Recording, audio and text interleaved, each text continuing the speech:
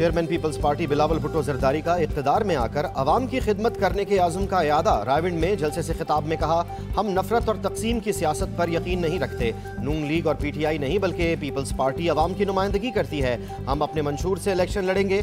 तालीम और सेहत की सहूलत मुफ्त फराहम करेंगे। किसानों को भी रिलीफ देंगे। तनख्वाहों में इजाफे का भी वादा।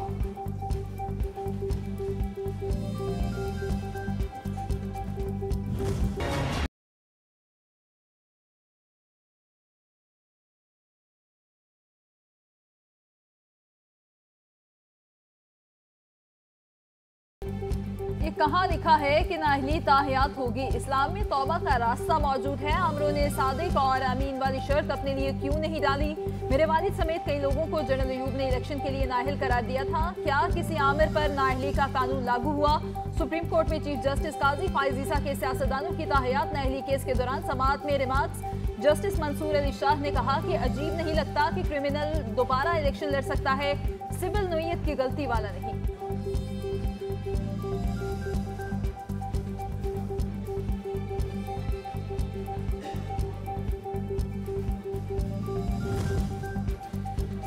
एक शख्स क्वालिफाई करके रुकन बन गया, बाद में वो खराब हो गया तो कैसे निकालेंगे। ना अहल करने वाले आर्टिकल 63 और 62(1)(f) का जिक्र ही नहीं। जस्टिस जमाल मंदोखेल के रिमार्क्स। जस्टिस मुसरत हिलारी ने रिमार्क्स दिए, क्या उस जज के लिए भी कोई मयार है जो किसी को सादिक और अमीन का डिक्लेरेशन देता है।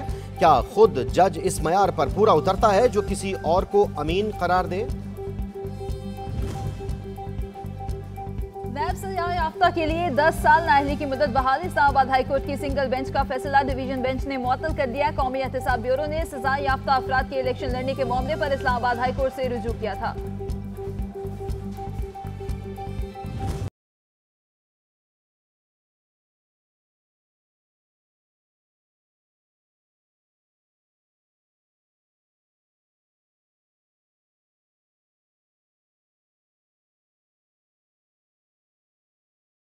लाहौर हाईकोर्ट ने भी तहरीक इंसाफ से बल्ले का निशान वापस लेने के खिलाफ दरखास्त नाकाबिले समात करार दे दी। जस्टिस जवाद हसन ने महफूज फैसला सुना दिया। अदालत ने दरखास्त को नाकाबिले समात करार देते हुए खारिज कर दिया।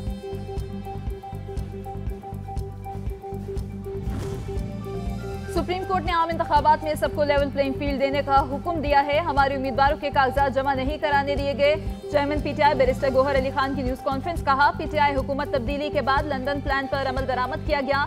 जो लोग कानून को मतलूब थे उन्हीं को हुकूमत मिली और केसेस खत्म हो गए। एक पार्टी को वहां पहुंचाया गया जहां इसके पास निशान तक नहीं। लाहौर हाईकोर्ट अदालती हुक्म के बावजूद बानी PTI की तकारीर पर पाबंदी का मामला। अदालत ने पाबंदी के खिलाफ दायर दरखास्तों पर फैसला महफूज कर लिया। वफाकी हुकूमत, वजारत इत्तलात, पैमरा और दीगर फरीकैन ने जवाब जमा करवा दिए।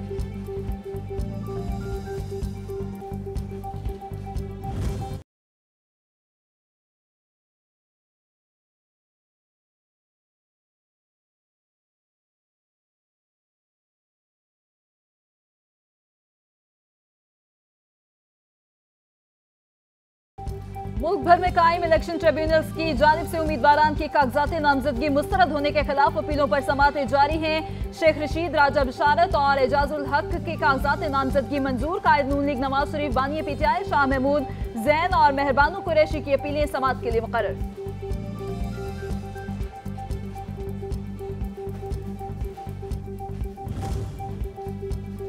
मुल्क में आम इंतखाबात की गहमा गहमी। उम्मीदवारों के कागजात नामजदगी मुस्तरद या मंजूर होने के खिलाफ अपीलों पर सिंध हाई कोर्ट में समात।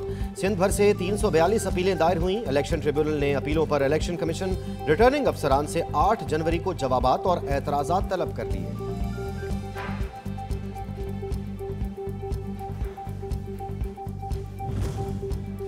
बलूचिस्तान अपीलेट ट्रिब्यूनल्स में 380 से ज्यादा अपीलें दायर। ट्रिब्यूनल्स ने समात के बाद सरदार अख्तर मेंगल समेत 50 से ज्यादा उम्मीदवारों को इंतखाबात में हिस्सा लेने की इजाजत दे दी।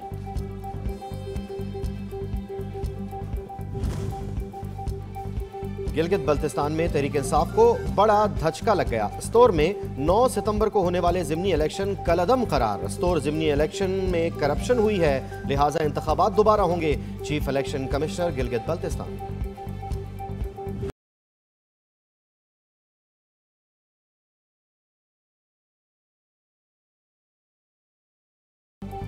इलेक्शन कमीशन सियासी जमातों के इंट्रा पार्टी इंतखाबात का मामला, जमीयत उलमाए पाकिस्तान और निजाम मुस्तफा पार्टी के वकला के दलाइल मुकम्मल, इलेक्शन कमीशन ने फैसला महफूज कर लिया।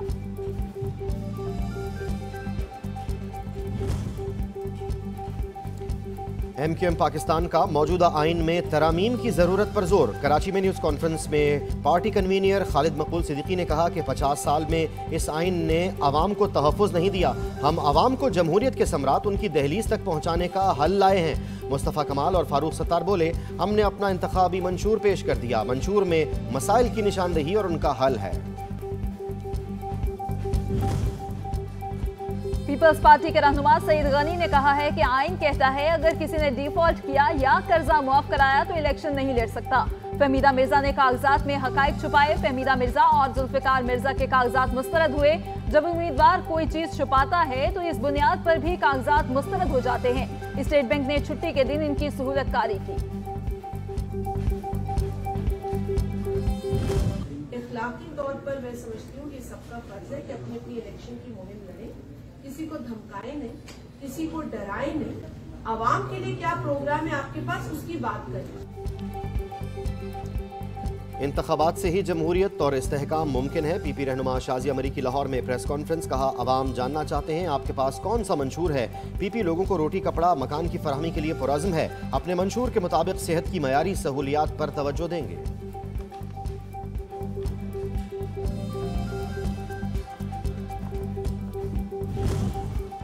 मुबैना गैर शरई निकाह केस बानी पीटीआई बुशरा बीबी और पर फर्द जुर्म आयद की तारीख से मुतालिक हुक्मनामा जारी। सिविल जज कुदरतुल्लाह ने तहरीरी हुक्मनामा जारी किया। हुक्मनामे के मंदरजात के मुताबिक मुकदमे से मुतालिक तमाम दस्तावेज का कॉपियां मुल्जिमान को फराहम कर दी गई। मुल्जिमान पर 10 जनवरी को फर्द जुर्म आयद की जाएगी।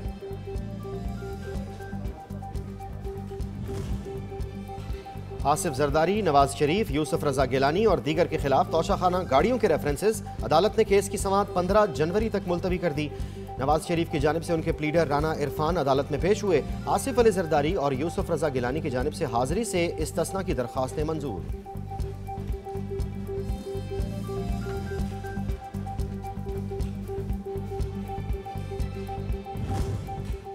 पेशावर हाईकोर्ट ने पीटीआई रहनुमा जरताज गुल की जमानत का तहरीरी हुक्मनामा जारी कर दिया। 2 सफ़ात पर मुश्तमिल तहरीरी फैसले में कहा गया है 13 जनवरी तक जमानत मंजूर की जाती है। दरखास्त गुजार 13 जनवरी तक मुतालिका अदालत में पेश हो। चीफ जस्टिस इब्राहिम खान ने पुलिस को जरताज गुल की गिरफ्तारी से रोक दिया।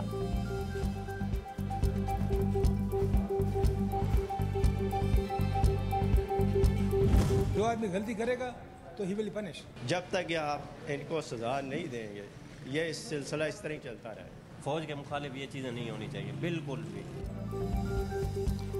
अवाम का सन है 9 मई में मुलव्विस शरपसंदों को सख्त सजा देने का मुतालबा जोर पकड़ गया। शहरियों का कहना है कि जब तक उनको सजा नहीं मिलेगी ये सिलसिला जारी रहेगा। 9 मई के जिम्मेदारान के खिलाफ आर्मी एक्ट के तहत मुकदमात चलने चाहिए। मुल्क में कानून की पासदारी न करने वाले के खिलाफ सख्त कार्रवाई की जाए।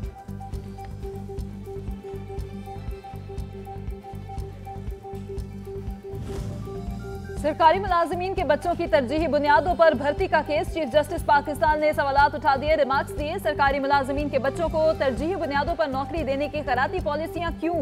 इस तरह की पॉलिसी बनाकर आइन की धज्जियां उड़ाई गई। हिम्मत पकड़ें और वजीर आजम को लिखें कि ये पॉलिसी गलत है। अटॉर्नी जनरल को नोटिस जारी, आइंदा समाअत पर तक।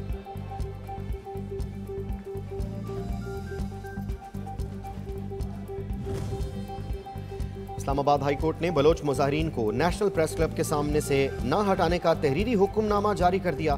2 सफ़ात पर मुश्तमिल हुक्मनामे में बलोच मुजाहिरीन को हिरासा करने से रोकते हुए डिप्टी कमिश्नर इस्लामाबाद और SSP को वजाहत के लिए 5 जनवरी को ज़ाती हैसियत में तलब कर लिया।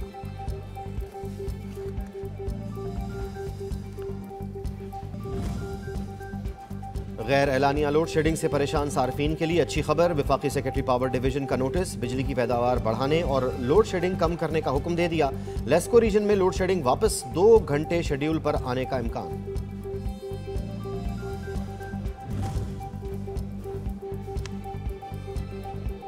आलमी वबा को कोरोना का बढ़ता खतरा। बैरून मुल्क से आने वाले मुसाफिरों का कोरोना टेस्ट दोबारा शुरू करने का फैसला कर लिया गया। एयरपोर्ट पर 2% मुसाफिरों को कोरोना टेस्टिंग लाजमी करार।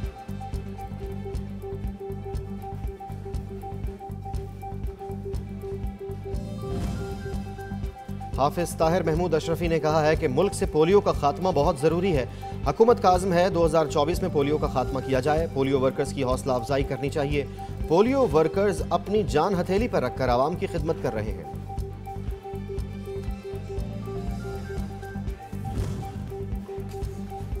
मुल्क भर में कड़ाके की सर्दी, बलाई इलाकों में पारा नुक्ता इंजमात से नीचे गिर गया। मगरबी हवाओं का सिलसिला आज बलूचिस्तान में दाखिल होने का इम्कान।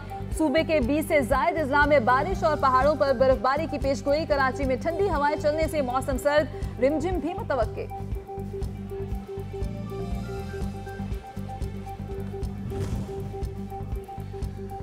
पाकिस्तानी सफ़ीरों की 3 रोज़ा कॉन्फ्रेंस वज़ारत ख़ारजा में जारी। 6 जनवरी तक जारी रहने वाली कॉन्फ्रेंस में इलाक़ाई नुमाइंदों के 7 अहम दारुल-हुकूमतों से तैनात पाकिस्तानी सफ़ीर भी मदऊ। कॉन्फ्रेंस में पाकिस्तान की ख़ारजा पॉलिसी के 2 तरफ़ा इलाक़ाई और आलमी जहतों पर गौर व खौस और सिफारिशात को हतमी शक्ल दी जाएगी।